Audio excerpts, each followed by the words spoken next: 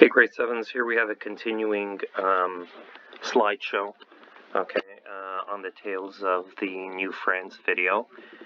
This one is to show the continuing struggle for control of early North America between the British and the French. The French were there mostly for colonization. The British were definitely there for profit and for control of the fur trade. Both of them tried to work with the Aboriginal peoples and tried to create both a commercial as well as a military alliance with the Aboriginals, but between them we're still continuing to struggle for territory.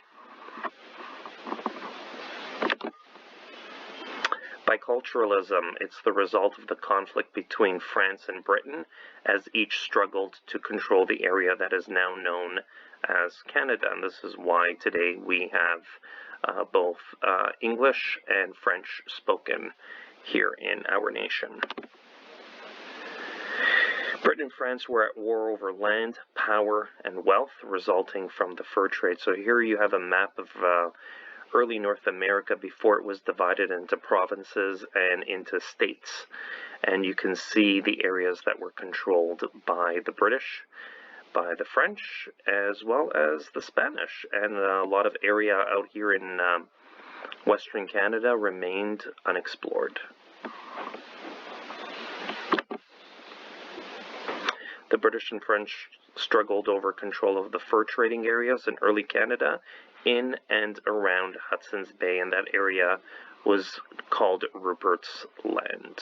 Okay, this is where most of the trading posts were set up, where the beaver pelts were brought, mostly from the Huron Aboriginal groups. Here you have a trading post. The British were interested only in profits, not colonization, and wanted to develop the Aboriginals, and wanted the Aboriginals to bring beaver pelts directly to their posts around Hudson's Bay or Ruperts Land. The French were interested in colonization in Quebec. They had the seigneuries, the strips of land running off of the St. Lawrence River, and relied upon the Aboriginals to guide them deeper inland along the fur trading routes to get the beaver pelts, which would be then transformed into fashionable hats for European nobility, people like judges, lawyers, clergymen, people here in the army.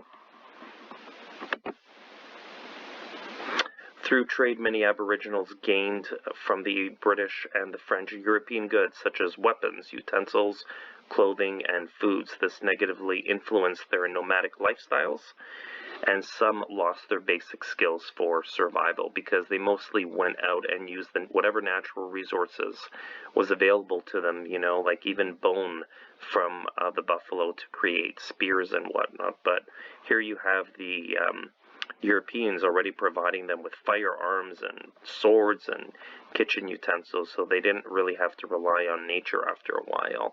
All this in the name of, building alliances, commercial alliances, military alliances. British and French struggled for control of early Atlantic Canada, which is out here. French forts were located in Cape Breton and Acadia. The British built a fort in Halifax and struggled to expand their territory. So this is where the French started, but eventually they moved down the St. Lawrence River and settled here in Montreal and Quebec after some of their forts were failed and basically were attacked and destroyed. First one, I think, was Port Royal, and then they started with Louisbourg, but the British still got in there, so they went down to Montreal, Mount Royal, okay, Quebec, and the British settled here along the eastern seaboard of the United States. Atlantic Canada was home to a large and profitable fishing industry that salted cod and shipped it to European countries. So you had people from Spain coming, you had people from the Basque countries coming, B-A-S-Q-U-E, as well as from France, coming there around the Grand Banks to fish cod, salt it, dry it, and cure it and send it back. On the Plains of Abraham, okay, so this was basically the culminating war, the real struggle for control in early Canada. So on the Plains of Abraham, the French, headed by General Montcalm, defended Quebec against the British territorial expansion headed by General Wolfe. Okay, this is the Plains of Abraham. So if you go to Quebec, all right, not too far away from Chateau Frontenac, there's an area of land there, and that was the actual war field where the Plains of Abraham was fought between the British and the French. Okay, so some key ideas there.